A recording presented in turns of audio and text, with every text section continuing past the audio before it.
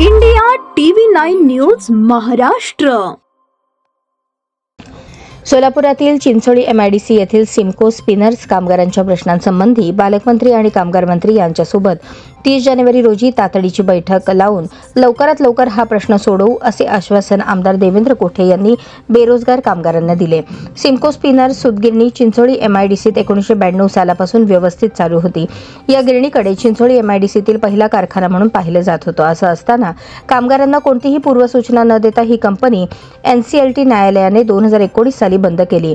तिथे काम केलेल्या गरीब कष्टकरी कामगारांचा फंड, ग्रॅच्युटी, पगारी रजेचा बोनस आदी मूलभूत हक्कांपासून कामगार आजमितीपर्यंत वंचित आहेत. त्यांना त्यांच्या घामाचा दाम मिळावा या मागणीसाठी आमदार देवेंद्र कोठे यांच्या मुरारजी पेठेतील कार्यालयात भेट देऊन सिमको स्पिनर्स कामगारांच्या देय रकमेसंबंधी सह्याद्री कामगार संघटनेचे जनरल सेक्रेटरी बापू चराटे यांच्या नेतृत्वाखाली आमदार कोठे यांना निवेदन देण्यात आले.